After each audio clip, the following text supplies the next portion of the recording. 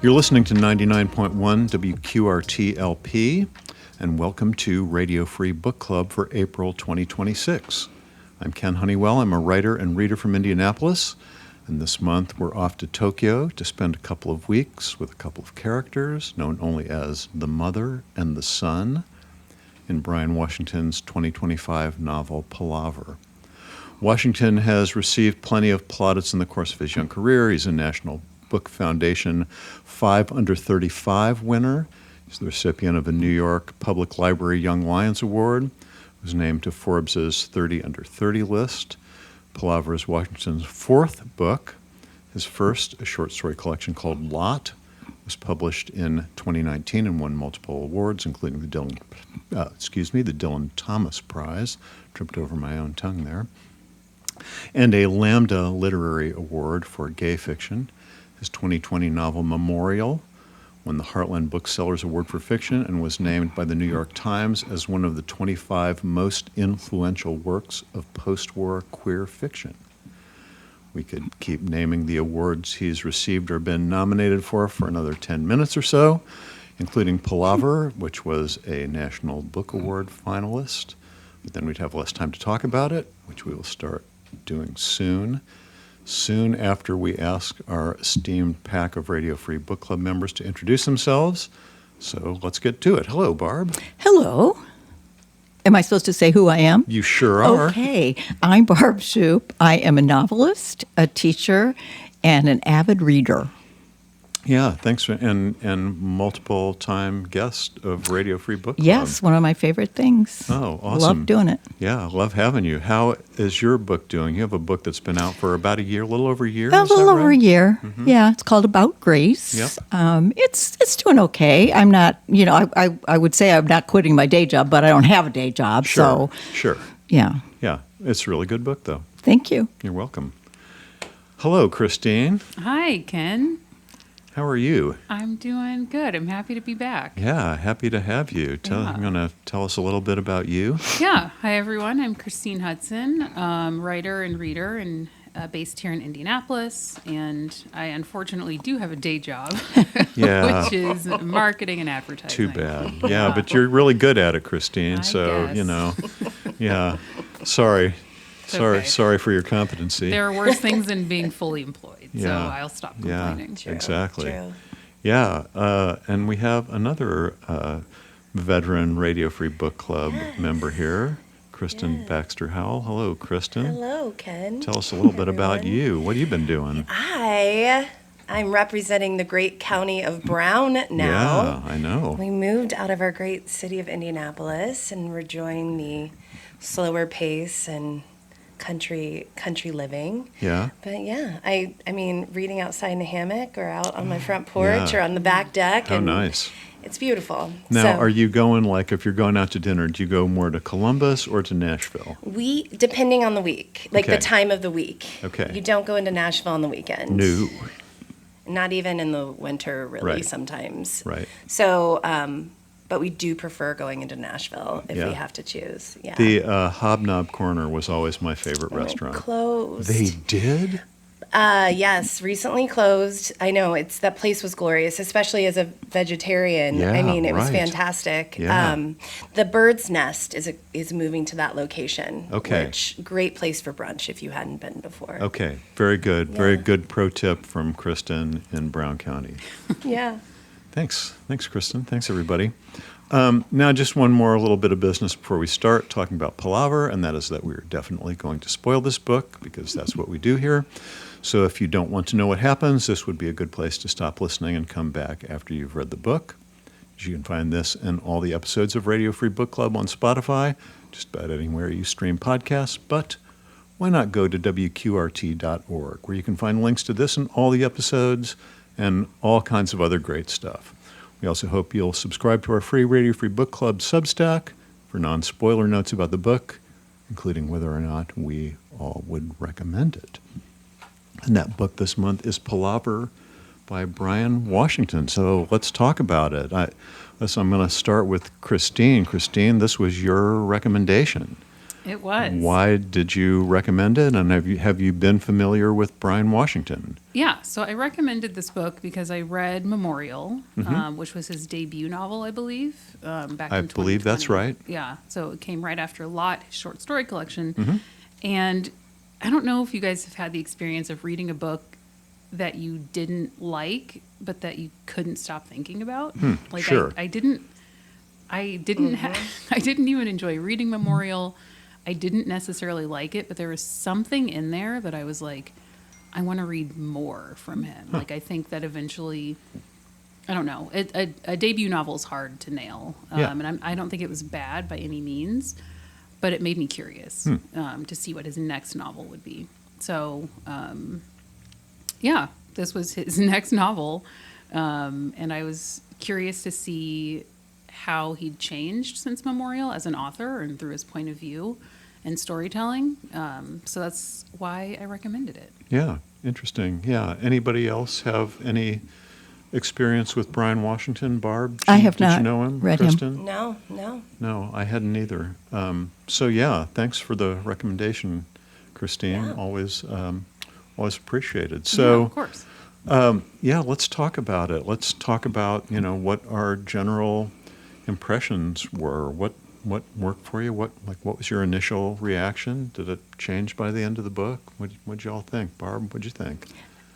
I had a hard time getting grounded in this book, and I didn't like it until I got closer to the end, and then I felt like it kind of came together for me. I didn't have time, but I would like to read it a second time to see what I think. Yeah, I kind of agree with that. I had a hard time. I had a hard time with it for a couple of reasons that we can talk about, but yeah, and I would like to talk more about what happens toward the end of the book as well. But yeah, what do you think, Kristin? I've been thinking about this, knowing this question was coming. I really enjoyed reading it, and then when I finished it, I wasn't sure if I liked it Yeah. once it all rolled up for me. So kind of the opposite that you two had. It just left me with a lot of uneasy feelings at the end, even though I feel like he tried to package it with a little bow. There's still some things that I was angry about for the son, and it definitely left me with an unresolved feeling. Yeah. And perhaps that was intentional, but yeah. Yeah, I want to talk more about that. What you felt angry about. Yeah. But I first want to talk to Christine about what'd you think, Christine? So I found that, like Barb and like you, Ken, I had a really hard time getting grounded and like finding my footing in this story. And I found that was because of the same issues that I had with Memorial, which is so much like narrative and emotional distance between us and the characters. I felt like the mother and the son were just on, and maybe this was on purpose, but on a different planet, and I just could not get into their world. And I think it doesn't, I don't think that it has anything to do that it was set in Tokyo, but I felt like just the way it's written, there is so much distance there, and I just couldn't cross the distance, and I couldn't get into their world, and I couldn't find anyone to like root for, I guess. Like I was really interested in the relationship between the son and Taku, who was married, Right. which was like heartbreaking. Yeah. Like I liked them together. So like the one thing that I had to root for, I think they had a happy ending. But yeah, anyways, all that to say, I also had a hard time getting into this because I just felt so estranged from the characters. Yeah, I think that's really interesting, Christine. And I think for me, just even calling them the mother and the son and them not having names is something that distances them. And I don't know, maybe it's supposed to make them more universal or something, but I didn't feel that way. I thought that too. It bugs me. Yeah. Every now and then somebody does it, and I think, yes, that really works. But usually, I just don't like it. It just seems like a trick or I don't know. It feels manipulative to me. I did not like that. Yeah, but do you think it is supposed to I thought it did not bother me one bit. I thought it made it relatable. I mean, it's about a queer character, a gay man. So many of my friends have gone through the struggles of a family, and they have exiled themselves and moved away and found their found family. This happens so much in that community. And I think maybe he did that. I mean, the whole story is so relatable because of that. And that's where a lot of my anger came from this book, too. Well, let's talk more about that. Anger, you seem to say, at the mother. And Chris. And- yeah. And say more. I just feel like as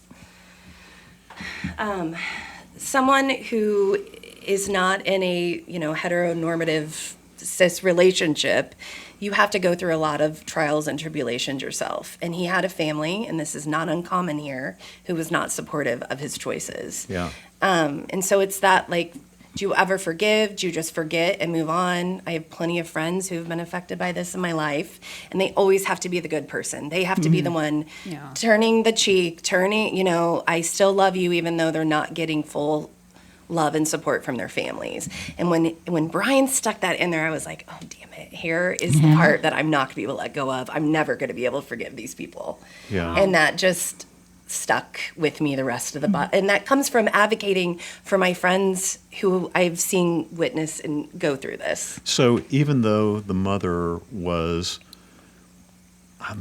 at least trying to establish a relationship, if Yeah, not she make showed up. amends. Right, Yeah. she showed up, and which is part of, I don't know if we can say the book has a moral to it or a theme to it, but, showing up seems to be at least part of it. Yeah, and then there's her brother, and I think that affected her in a way that she needed, maybe, to try to accept her son's life more and to want to be a part of it. Yeah, I that was a little puzzled by that, by how her relationship with her brother, whom she really loved, who she idolized, kind of. I mean, her brother was the first man in her life. There's an implication when one of the characters asks her if she's ever, who is her first love, that her brother was her first love. But I would think that might bias her more toward her gay son than away from her gay son. I guess I can see why it would push him away from her. Yeah, maybe the grief of, Stefan dying of AIDS. Yeah. Yeah. So she That's- Yeah, that's interesting. That's Yeah, what I that's thought. what I I thought she was afraid that he would be lost to her, Yeah. like her brother was. Yeah, I'm sure you're right. Yeah. Well, so go ahead, Kristin. No, I'm just laughing because I'm sure you're right, but my point is obviously Well, no, very I mean, wrong.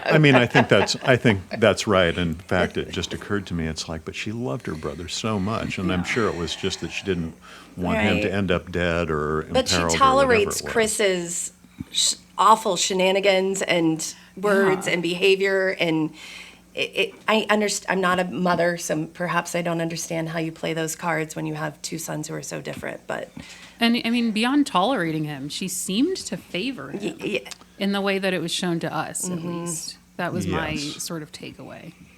Yeah. Or that's what I thought. I don't know. no, Maybe I'm I wrong. completely had that same. Yeah. And just enabled him. Yeah. And the son also felt that the mother favored Chris. Yeah. Well, and there was at least a strong implication of violence involved, and I think the Yeah. word violence was used at least once, but we don't ever get a picture of what that actually was, whether it was real physical violence or, I think the son at some point says something like, people get thrown in jail for hitting a dog. Yeah. No, at one point the mother did hit the son. She slapped him for some reason. Did she? I don't. She did, yeah. What was it? Oh, in the present or in the past? In the past. In the past, yeah. Yeah. Yeah. Do you remember that, Kristin? I I'm may trying to have had remember it. the circumstances, but yeah, she Yeah. did. I mean, we did actually see her physically hit him. Yeah, I don't. And I they don't did call the remember. cops at one point. But that was about Chris. Yeah, Right. what happened with that? We But what- we don't really Yeah, know. we don't Which is know. part of the So problem with the book, yes, because you're I left was- wondering about a lot of things. Yes. Yeah. So Which is confusing. that overall uneasiness. Yeah. Yeah. Well, there's a fine line between mystery and confusion. Well, Yeah. and is he saying that that's really not pertinent? We're focusing on this son now.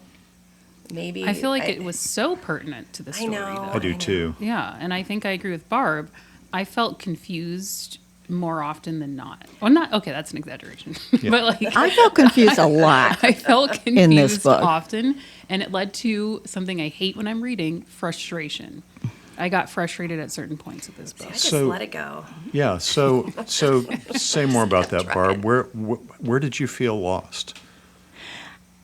I guess I felt lost probably for the first 2/3 of it. I just didn't, I guess rather than lost, I just felt I couldn't get grounded in it. You know, we go from one thing to another thing, and none of them seem to be adding up, I guess, for me. Usually when I'm reading, you know, if the writer's doing it the way I think they should, they're dropping clues all along that are popping and adding to your knowledge of what's going on. But I didn't feel that was happening in this book. And you felt similarly, Christine. Maybe just because I'd read Memorial before, and so I was aware of like his narrative style and the way that he tells stories. I sort of knew going into it that there would be more unsaid than there was said, so I was kind of prepared for that. So reading between the lines sort of helped, but yeah, I did get that sense of like, what's going? Can you just tell me what's happening? Like at a certain point, I was like, I just am like a little bit tired of the guesswork and the legwork, and then wondering if someone's speaking or not. The lack of quotations usually doesn't bother me, but for some reason this time I had trouble with the lack of quotations. I Me don't know too. what it was. Yeah, I had a hard time. Yeah, me too. And why? What is the point of didn't- that? I why? don't get didn't it. have problems with it. The very end, there was a section where I was like, "Oh, this is a flashback," and I got a little confused there. But yeah, it's a style, right? That he was Memorial like that. But yeah, Memorial is like that as well. More And people same are for doing Lot. that. Yeah. Yeah. But you know, what I think about some of that stuff is anything that brings you up out of the novel for even an instant, it's like coming up out of a dream. And you're not going to be able to go back to that dream as real as it was yeah, before whatever it interesting. was brought you up. Yeah. And so if I have to stop for a minute and think, now wait a minute, who said that? Or was that dialogue? Or was that memory? Right. I'm up. I'm out of the See, story. Perhaps I have an advantage not being a writer here because Well- I was not. I just let it carry me and kind of I trusted the author. I feel like more than Well, I you think that's- did, perhaps. Yeah. I mean, I think his writing is very poetic, and it's usually in types of poetic writing, like poetic prose, that I don't miss the quotations. Like in Memorial, I actually didn't miss the quotations for some reason. But I think this had more characters than Memorial. It switched between different timelines. Memorial was mostly set in one place. So I think all of that complexity added with the fact that we didn't know when someone was talking, just like sent me over the edge. Well, no, that's an Fascinating. exaggeration, but yeah. I think it might have to do with an age thing too. I mean, I think younger people may be just more used to more informal looking writing. I mean, the quotation marks add some kind of formality, I guess. Well, it's not a formality to me. It's instruction. You know, it allows you right. to stay grounded because you know for sure that's somebody talking, and you have to think about it. But I don't disagree who with it you is. about the age. I think I'm just too old for this book, maybe. Maybe. I mean, that might be it. I can go there. This might be a really good book that's just not for me. Yeah. I would be fine to admit that. Well, let's talk a little bit more about the characters.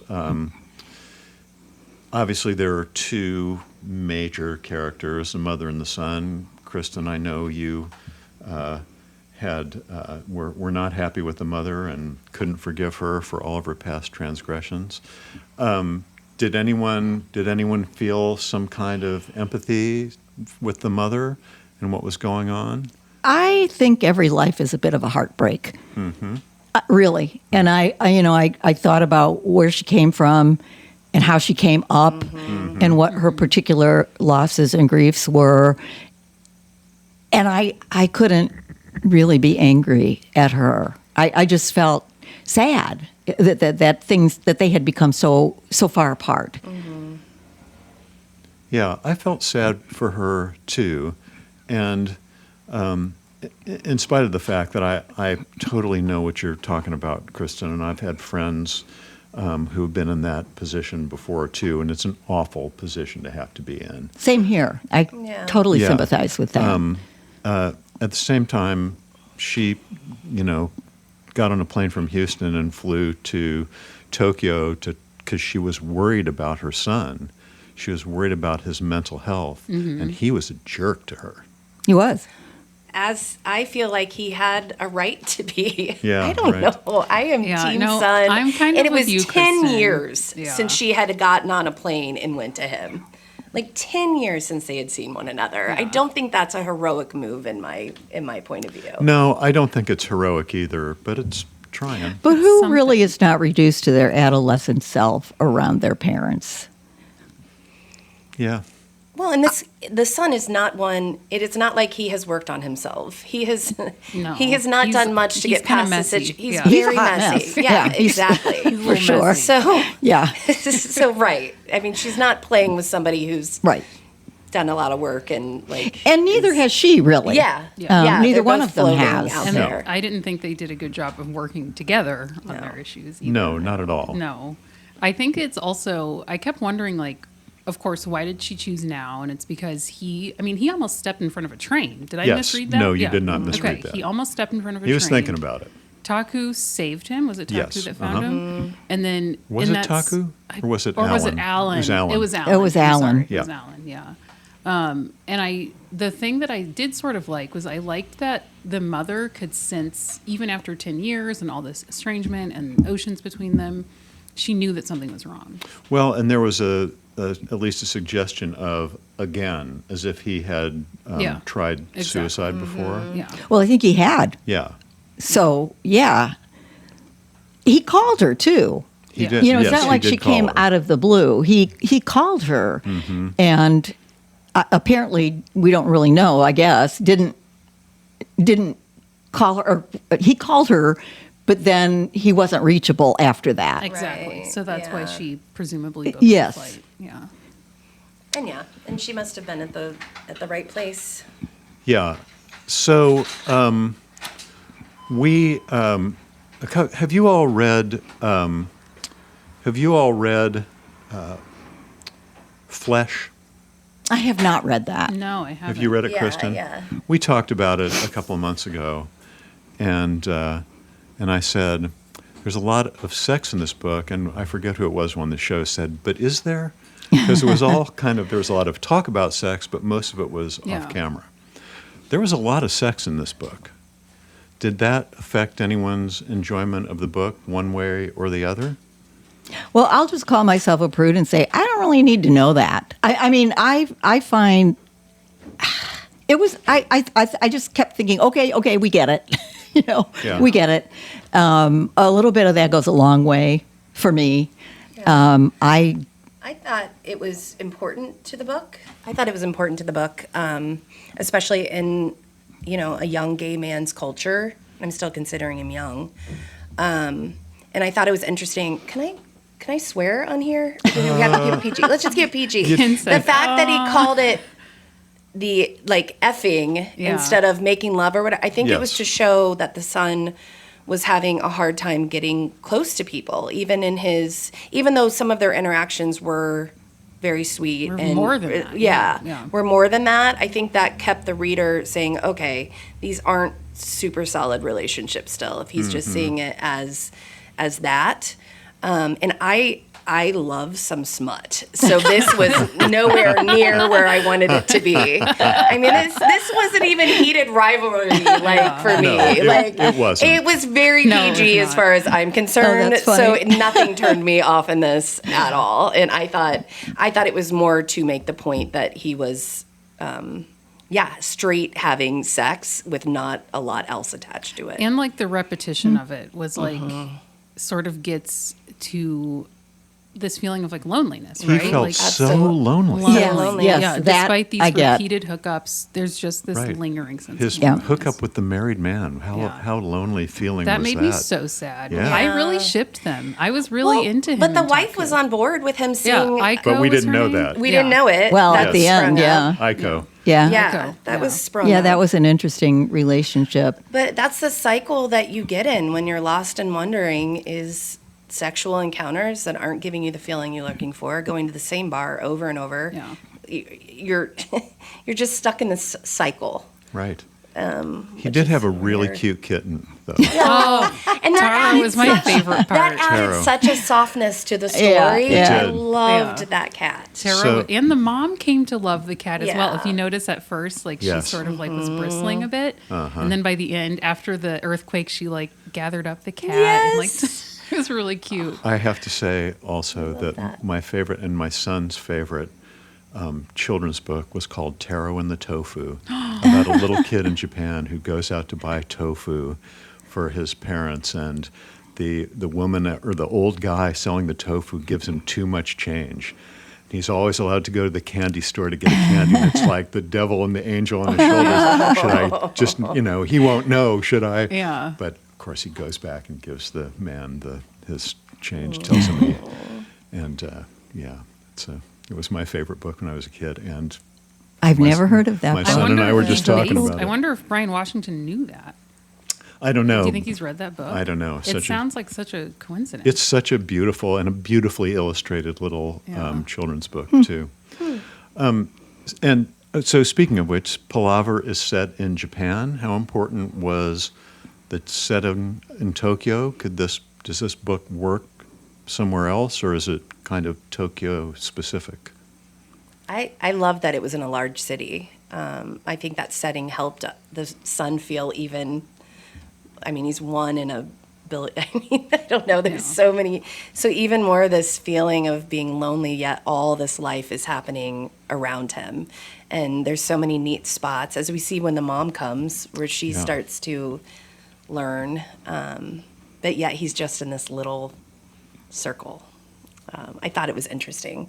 But any big city, I feel like it could have done it. But outside of the country was absolutely important that it was outside of the U.S. Yeah, and the culture is so different. Right. I think Yeah. that was important too. And the word palaver is interesting because it comes from the Portuguese and it means word.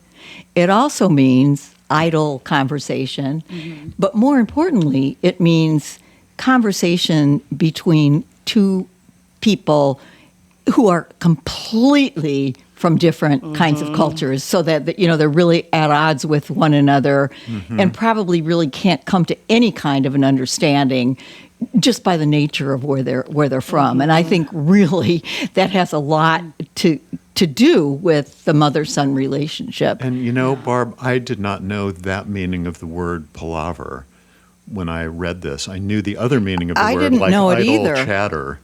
Or not coming to an agreement, right? Yeah. Or a situation that's more complicated than it needs to be. Yeah. Right? Or maybe Yeah. not so much that it doesn't need to be, but just that it is. It is. Yeah. And the Yeah. complication kind of makes it impossible for the two people to come together Yeah. to true understanding. Yeah. And then, you throw in the Japanese culture and the gay culture and the mother's culture, and wow. And it was interesting. A lot of the characters the son interacted with, though, weren't from there. Yeah. Right. They were all And like expats. you from all different kind of find countries. yourself. Yeah, you all Yeah. kind of find the people who are like you. Even Tej, I think, like that's an Indian name. Yeah. So Yeah, interesting.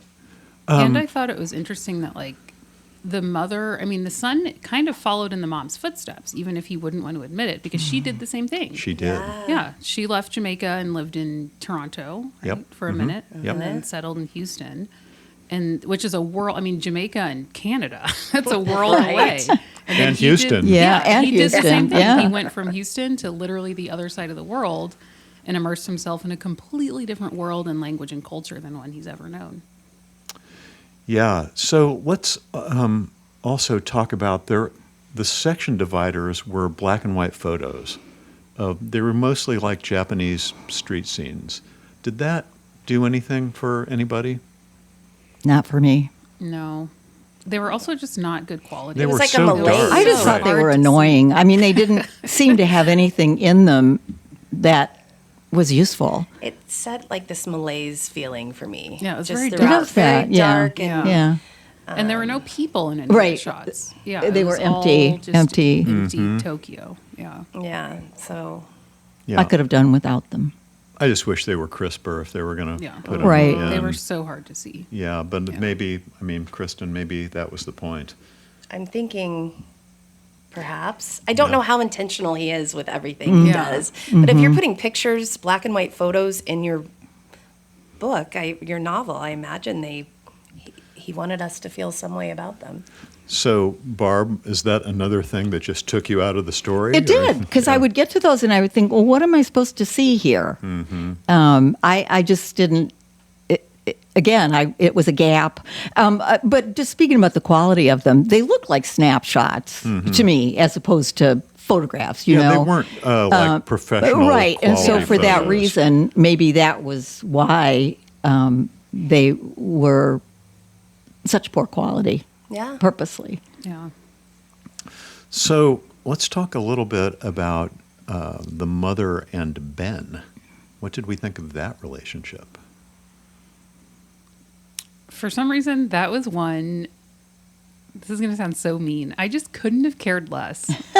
I don't know what it was, but I just like every time it was a Ben and Mom section, I was like, for some reason, I couldn't imagine Ben, and maybe that's what bothered me. Like I gave I gave names to the mother and the son. I had What were their to. names? Cynthia and Theo. Okay. Yeah, for some reason, I Lovely. had to give them names. Oh, that's interesting. yeah, I had to. I couldn't keep moving. I had to do it. Okay, I like that. So like Cynthia and Ben, that is not her name. That's not fair. I don't know. For some reason I like couldn't understand. I mean, there was not an insignificant amount of time given to their little storyline, Yes. but I didn't see a lot of significance in it. The only thing that I could think was maybe at the end when Ben's son June comes into the story and she sort of sees their relationship like open up a little bit, then maybe that persuaded her relationship with Theo, with her son. Yeah. But yeah, for some reason I just like didn't care about Ben. I took it as a part of the mother's growth while she was over there. But again, we don't know how she was in Houston. If she's the one who goes to all the, local restaurants and chats up everybody. Yeah. I don't know. But I saw it as a part of her growth while she was there, making a new friend and being a little vulnerable and, I felt that too. yeah. What about her relationship with Cheryl, who reappears in her life many years Many later years as later. a gay, just been out for a long time, Yeah. right? Gay woman that the mother didn't know. Well, again, we don't know very much about it. I mean, was that something that may have opened her up, even unconsciously, to her son? I don't know. And the book makes her, he makes her pretty supportive Uh-huh. of that friend. I mean, Yeah. very Right. supportive, and it Yeah. doesn't throw her off. So, yeah, perhaps it's another way to show her Something. growth. Yeah. Yeah, Yeah. some reason for her to have chosen to go. It's too bad there. she had to be hit over the head so many times. I to get know. there. But people do. Come on. What'd you name her? Cynthia. I wanted to call her Cheryl. Yeah. Because, yeah, Well, Cynthia. poor Cynthia. We're being Yeah. very hard on Cynthia. That's all my fault. That's okay, Kristin. I mean, we gotta, No, yeah. I was frustrated with Cynthia as well. Yeah, was. I was surprised that even after it felt like there was some kind of a turning point, she was still saying, you have to come home. Yeah. And so that's my next question is, did you find a turning point here? I mean, obviously the mother and son are in somewhat of a different place at the end of the book. He's communicating with Chris. He is hopeful that he's having, he's looking forward to talking to his mother. Is there a place where we feel like they got there? When they were having a really big argument about something, like it was like the moment where they were finally, instead of talking around the subject, they were finally like talking about what happened. And then that's when the car accident happened. I Yes. felt like And that he was a bit of a pulled turning her- point. Yeah. Yeah. He pulled he like pulled He her out of saved the her. road, and then he tried to stop the Right. car Yeah. with his hand. I felt like that was a little bit of a turning point. Like just the fact that they were not even, I guess, the fact that he saved her, because I feel like that would sort of be anyone's instinct. I was if going to that's say your he's not a mother. monster. Like he's But gonna. like it was the fact that they were finally getting to talk about something Yeah. instead of just like the awkward silence between, like this distant silence between them. And then there was the hurricane, like right after that. Yeah. Not Right. hurricane, Earthquake. earthquake. Sorry, Yeah. yeah. Yeah. Well, and before that, what I forget the city where the deer. Kyoto. are. Yes. They went there together, but they couldn't have been more further apart Right. during that. And then, yeah, perhaps it needed to happen where he saved his mom, and then an earthquake just happens to happen, and she saves his cat. I mean, and that's all it Yeah. took. I mean, you know, in movie script terms, saving the cat is supposed to happen at like the very start of the movie, so we like the hero. Yeah. Right. But, you know, maybe that's it. Maybe we're supposed to like the mom at the end when she saves the cat. Yeah. Yeah, I don't literally. know. Maybe that's it. There's also that gesture he makes when he comes upon her and she's asleep and he puts the pillow Uh-huh. Yeah. under her head. Yeah. I love those kinds of small Yeah, details. that was a Yeah. pretty That little carried a gesture. lot for me about him. Yeah. And then I think, you know, kind of as I said earlier, I think this is maybe kind of the crux of the book here. You know, very late in the book, page 288. We're there for each other, said Alan. We're all we have, me, you, and the rest. We're here and then we're gone, but we can be here for each other. It's the least we can do, and also the hardest thing we can do. Because we don't have to save the world, you know. Just show up for yourself and for your people. That's a good life. I guess, And it is. yes, Yeah. it is Yeah. for sure. And I guess that if there was something to be got out of the book, was that it? Well, and I think you have to attach a found family to that. Yeah. Yes. And You do, it's yes. not yes. always your That your family is not, you know, correct. And if you're showing up for those people who, yeah, are your special ones, you don't have to be related. Yeah. They're just as important. And I thought his found family was really cute. They were wonderful. They were really cute. I like Especially the when found family, too. Alan had the top surgery. Yes. And they all like did the meal train. I thought it was really Yes, cute. It was really cute. Yeah. It was. yeah, It was. they were hard to distinguish from one another. Yeah. What did you think about the son's relationship with Tej? I mean, he came in surprisingly earlier in the book. Yeah. I thought he Yep. was more toward the end. Yeah, No, he same. was there no, pretty he early. slipped under my radar. I had did. to I had had to to. turn back, and I was like, "Where did Tej come from?" Like all of a sudden, they're like together. He was at the bar. Yeah, he was just like one of the guys at the bar, and they went on like an errand together. Yes. Right. To get batteries or something. Right. Right. That was Right. But I didn't really think any. There were so many other characters that I was like trying to make sense of at the bar that Tej just sort of like slipped under the radar. And I was more focused on Taku because I liked him. Yeah, Taku was kind of easy to like. He seemed just like a really good guy. Yeah. Yeah. And he And was that, married. that was I felt like it Also was a that. real Open relationship, marriage. though. Yes, that was a he real had, did. that they relationship. had. Yeah. Yes. Yeah, as opposed to the others. There was substance there. Yeah. Yeah. Yeah, Yeah. it was. Yeah, I liked Tej coming into the picture. I really liked them together, and I thought it was really cute of Bryan to put in the little text string Oh yeah. toward the end of Yeah. just, you know, he's with somebody, he's happy, he can let his guard down a little bit, and just made things a little lighter and less heavy in Theo's life because Theo. And the mom, even Cynthia, even referred to Tej as the boyfriend. yeah, Yes. yeah. Yes. And apparently the son told Tej he loved him, He did. Yeah. right? And Yeah. apparently Chris told the son that he loved him. Yeah. Right there at the end of the book. What did we think of the ending? Was it earned? Was it believable? Did we feel good coming out of this? Kristen's I will shaking her forever head a be little bit unsettled there. by this book. There was no resolution for me at all. Unsettled in a good way or a bad No, way, though? I don't. Settled in that I loved the son falling in love at the end of the book. I think that was a really important part of his storyline. I could care less about Chris and all of that, because I think Chris... You've shut them out of your life. They're gone. You're in Tokyo, Bye-bye. they're in Houston. Exactly. But it does show growth of the son, and that he is continuing to try with his family. But that's what usually they have to do. That's what you have to do, is you have to be the bigger person and keep going. So And that makes me sad. so at the same time that's maddening, it's also true. Yeah. So in that way, it's one of the interesting things about fiction to me is how, as a writer, some of your characters are not that nice, but if you're going to be in their head, you have to let them do what they would do. Mm-hmm. Yeah. And try to make it happen in such a way that there's a lot of gray around it. That we are all shaped by the lives we've led, mostly as young people, and it has everything to do with how we behave. And when we behave badly, there's usually a reason for it that goes back to that, which makes me always sympathetic. Yeah. I think Yeah. I want to be sympathetic even to people that I don't like. I just wasn't attached to that storyline. It wouldn't have mattered if he wrapped it, if we found that out or not. Yeah. Interesting. What do you think, Christine?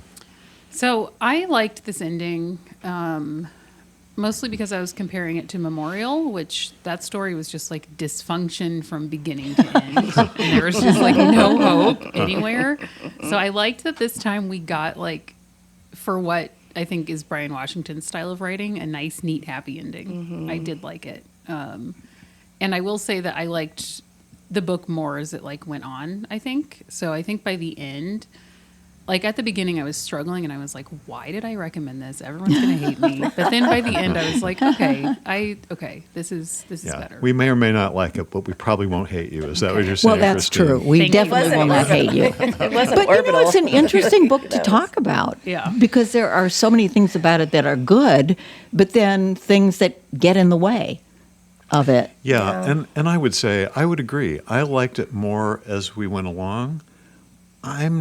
And I liked the ending because I liked the happy ending. And I think it was a pretty happy very ending. positive Yeah. ending. Yeah. If not, so I just don't know if it earned it. That's the interesting question. Oh, no, I don't think it earned it. Yeah. Yeah.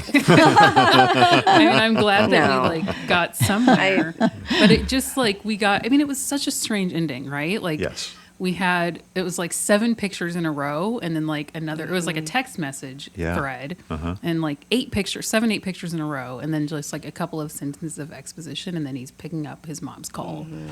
And I was like, It was one of those moments where you turn the page and I you're flipped like, back. wait, I what? was Well, because it was a different voice, right? Yeah. It Yes. was the last Exactly. Right. So 4 pages were a confusing. different narrator. Yeah.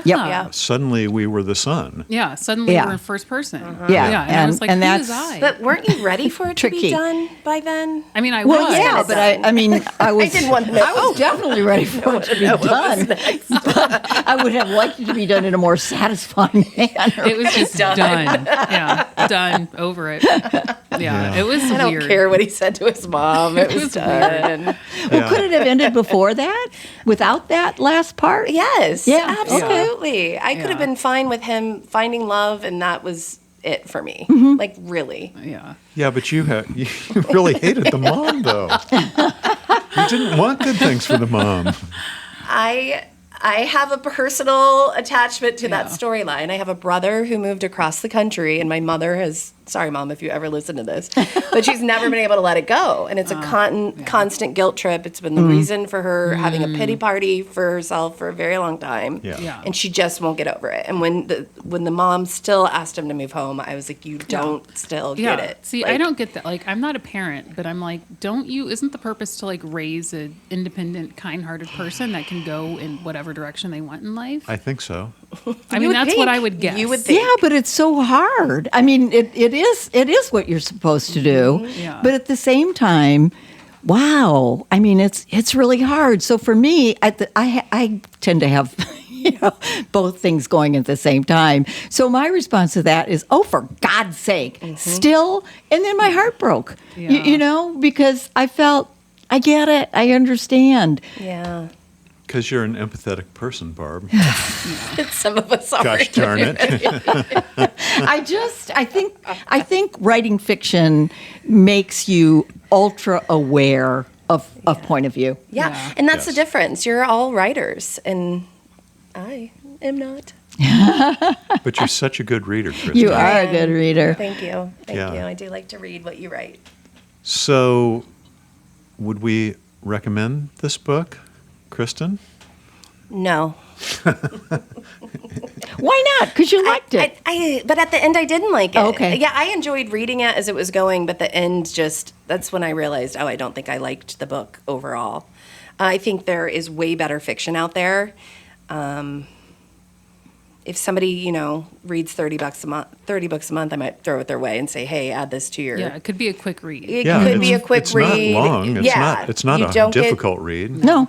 No, except you might be confused a Well, lot the of most the ways. the most used. difficult words are the names of the Japanese pop stars. Right, absolutely. You've never heard of, right? Yeah. But no, for me, it made me angsty and not great, and it's not my favorite. Yeah. Barb, what do you think? No, I wouldn't. I had, kind of your opposite reaction. I Right. liked it better as it went on, but I just didn't feel. I guess my question is, why is he winning all these awards? I think that was my main question was not having read anything else What am by I him, missing? Yeah. why was this National Book Award finalist worthy? We also aren't queer, and I think we have to remember that Yeah. this is not. If you look at it against a fiction book about a, Well, for straight- example, it was blurbed by Andrew Sean Greer, who wrote Less, which I thought was I a love that. fantastic I novel. love that too. it was good. Yeah, I did just read feel. that. I think it's about the craft. I mean, it wasn't. Yeah. I've read many. But I'm saying some of the categories that they did win awards for. Mm-hmm. Oh, well, sure, the What are Lambda. the books that he's Yeah. up against too? In that, Right, Lambda like- for sure. yeah. But Like, National Book Award Yeah, finalists. Yeah, Yeah. I don't understand that one either. yeah. Christine, you going to recommend Palaver? Well, I already did. But you hadn't read it yet. I hadn't read it. And now that I have, there are maybe some people I would recommend this book to, but I wouldn't recommend it just period. Yeah. But I will say what I would recommend his short stories. Oh, really? Oh, good. Yes. I read Lot at around like when I was reading this book as well. Mm-hmm. And his narrative style and his storytelling, his writing style, it's perfect for short stories. His short stories are brilliant. Great. Really. Wow. I loved the short stories. Wow, great recommendation. So I would recommend Lot Okay. for this author. Are you going to stick with them? I don't think I'm going to read his next novel. I'm being honest. This was literally exactly like Memorial. Dysfunctional characters, lots of food, a cat, Oh wow. Tokyo, Houston. It's the same book. That's what some of the reviewers yeah, said. it's the That's same. Move really on. formulaic. If he writes another one of these, Those are all stuck in his craw, and he's trying to. It's just yeah. like, and even reading the short stories, there would be times where I would be like, wait, did that happen in the novel or the short stories? Because Yeah. the short stories are the same deal. yeah. Yeah. Yeah, I have to say I didn't care for it, and usually I read everything twice, and I read this twice. Usually on the second read, I like it better. I didn't really like this better the second time through. As I said, I just don't think the ending was earned. It wasn't a difficult read, but I don't think I would recommend it.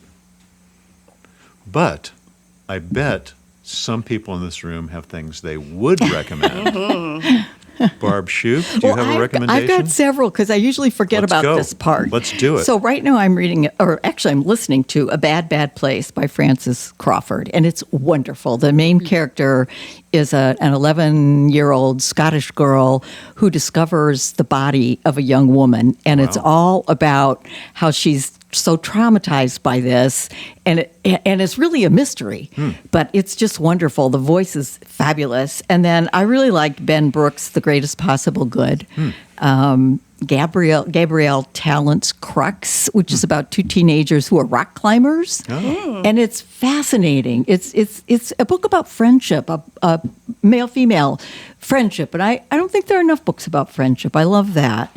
And then I read The Land in Winter, which is one of the Booker finalists, and that's really a great. beautiful book. Yeah. So those are mine, Yeah. most recent. Thanks, Barb. We can always count on you for. I wanted to be prepared. I usually go, oh, I forgot about Yeah, that. yeah. Thank you. Those sound great.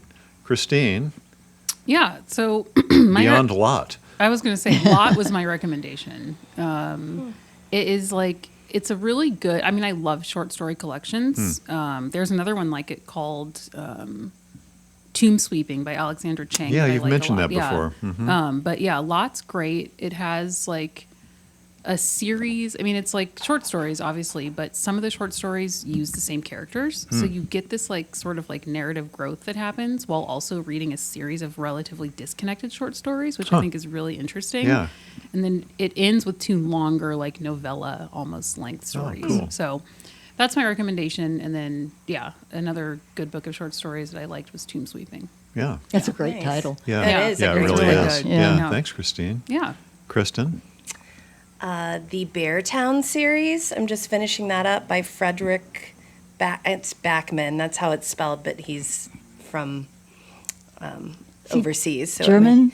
Yeah, Or- I think or- he's or German, possibly. But Swedish? he wrote. Oh, I think he's Swedish. He wrote Anxious People. If Yeah. anybody read that, but it's wonderful, the whole series, and I think And then also I read Dan Brown's new The Secret of Secrets, and I boy. loved it. Those are page turners. Oh, it was so good. So I can't recommend it enough if you're a Dan Brown fan. Awesome. Thank you, Yeah. Kristen. That sounds great. Okay, so I Wait, yours? Oh, Yeah, no. Okay, I'm sorry. Yeah, no. Come on, Barb. I'm I still thought you gotta were go. gonna move on. No. I'm Should've moving known on better. to my recommendation. Okay. I mentioned more than once on this podcast that one book I love that I've foisted on Christine, among others, is John Crowley's 1979 post-apocalyptic novel, Engine Summer. It's kind of, have you read that? You've told me to read it. I think I about that haven't. book a lot, Ken. I know, Engine, right? Engine, Summer? Engine. It's on Engine, my yeah. to read list. So Okay, mine too now. It's kind of pop it up. it's kind of the post-apocalyptic world you might want to live in. It's like Yeah. this gentle, kind of vaguely American Indian type, Oh, where they've forgotten most of the things that the stuff that is wrecked all around them do. Anyway, John Crowley's masterwork is generally acknowledged to be Little Big, which is a gigantic, sure. 500 plus page novel, adult fantasy novel published in 1982. This summer I was at the beach recently with my Kindle, and I had John Crowley books on it, including a really short novel that was before Engine Summer called Beasts, and I read it and I was just so enchanted by it that I thought, I've got to read Little Big again, and so I did, and I just finished it again this morning, and it is just super weird and challenging. It's just a beautiful reading experience. The full title is Little Big or the Fairies' Parliament. Wow. Right? Love that. And yes, there are fairies, Okay. but they hardly ever appear in the book, or maybe they're there all the time. I mean, that's one of the things. It's sort of a parallel world within a world. There aren't just little people with wings flying around.